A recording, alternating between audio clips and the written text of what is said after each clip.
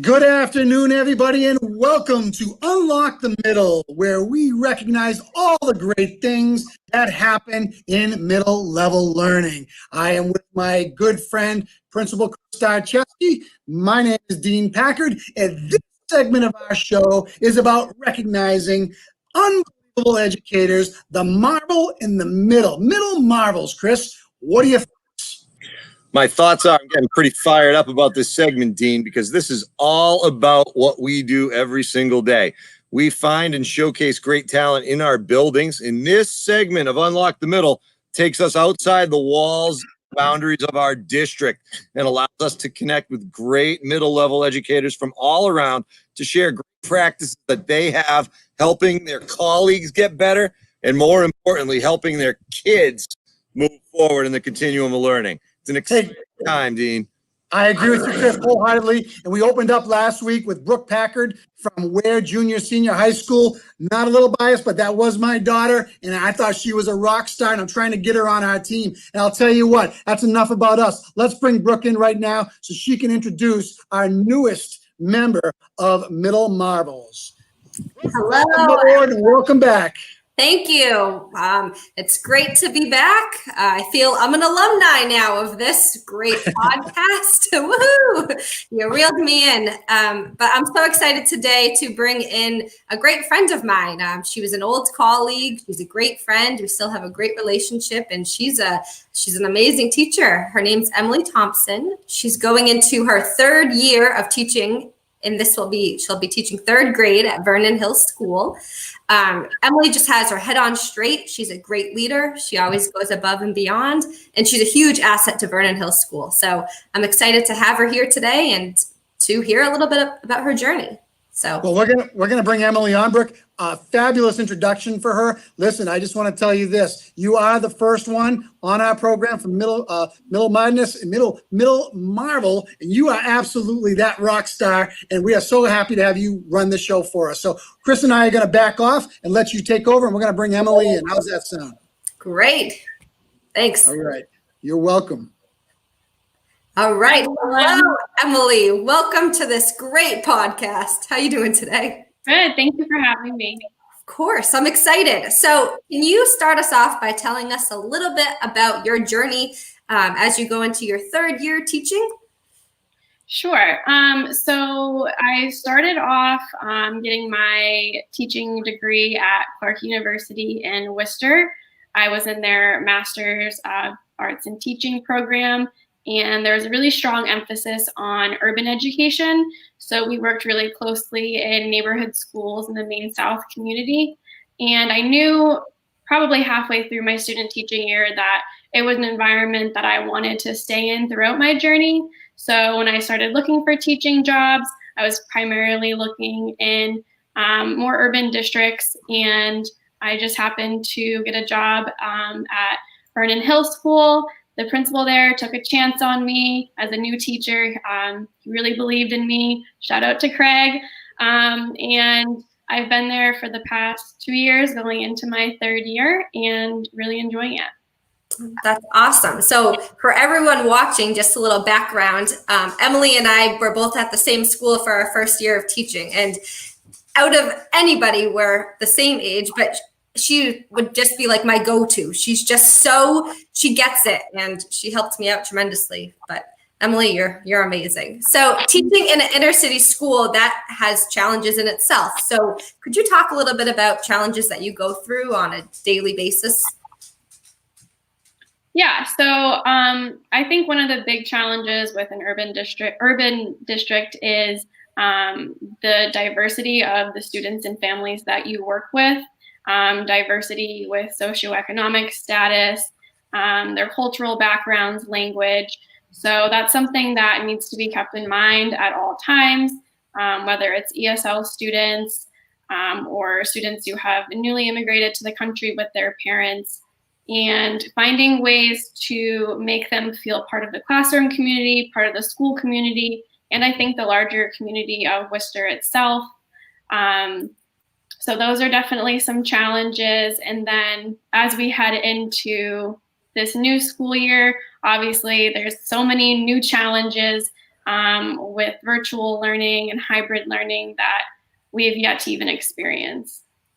And your school's going fully remote, correct? Yes, we're starting off the first 10 weeks fully remote. So I think interacting with students, making those connections with families and students, getting them connected is going to be a challenge at the beginning of the year. Wow. So did they give Chromebooks to everybody? Yes, the district is working on getting all students either a Chromebook or an iPad for K through 2. And I think they're pretty close to getting everyone one. And we should be knowing, I think, relatively soon, students that are still in need or have some, and they're also offering hotspots for internet access. Oh, wow. Well, Emily, in person or on a screen, those children are very lucky to have you. So I'm sure you're going to have a great year.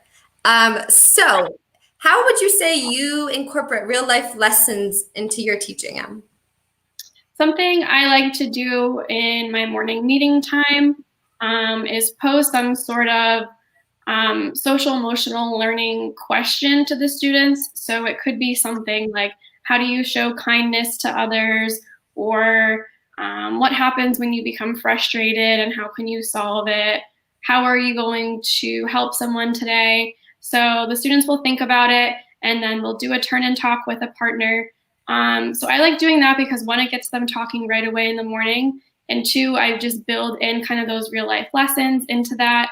If an issue arises throughout the week, or I notice something is kind of happening in the classroom, I'll try to build that in and really make a targeted question for them to think about without directly saying, hey, I noticed some unkind words were being used yesterday, but just start off the day as like, how can we show kindness towards each other, and then more naturally build it into a lesson for them. Wow, that's awesome. You're great. But I remember you saying that, so at Vernon Hill School, they place a big emphasis on learning goals and learning objectives. And you started with 6th graders, and then you went down with 3rd graders. And I remember you saying that you had them sing every morning the learning objective, so everyone would know what the goal of the day is. I do. Can you talk a little bit about that? Sure. Okay, I'll give you an example.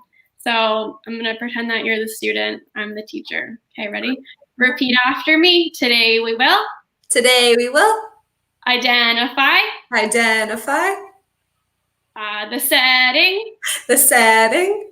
Of the story. Of the story. Using. Evidence. From the text. From the text. And I would say, so today we're going to identify the setting using evidence from the text. And it's just a fun way for them to see it, say it, and then have it kind of re-explained. Yeah, and they just like what they're doing that whole day in a kind of cute and funny way. So that's amazing. Yeah. That's great. So yes, you're a full-time teacher, but can you also share a little bit about your interests and your passions outside of the classroom? Sure. So I am really into kind of yoga and wellness, and tying that a bit into the classroom. I am a certified kids yoga teacher. So I got certified in that last year and tried to incorporate some yoga in our classroom with brain breaks, or just kind of a couple minutes here and there as like a mindfulness exercise for students. And I did an after school program teaching yoga and mindfulness. But other than that, I love hiking and camping. We have a trip planned in October that I'm really excited for and hope doesn't get canceled.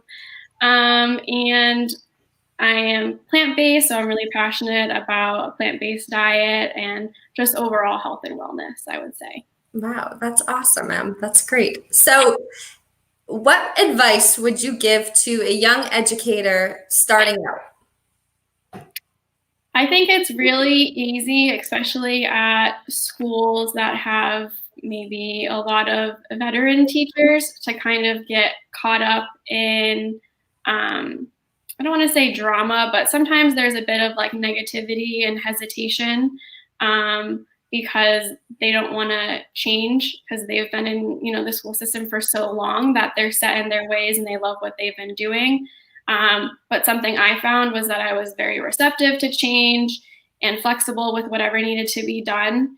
So I think for new teachers, it's really important just to focus on like what you feel is right and what you want to do, and not get caught up in being influenced by people around you, or if you feel there's maybe not the best culture in your schools, to not let that weigh you down, but to try to be that positivity, try to be that light, and just be like the go-to person for whoever needs it at the time. Yeah, very well said. Everybody needs to find an Emily at your school if you're a new teacher. That's for sure. You definitely need to find your go-to person. So, Emily, thank you so much for just sharing your journey and sharing a little bit about yourself today.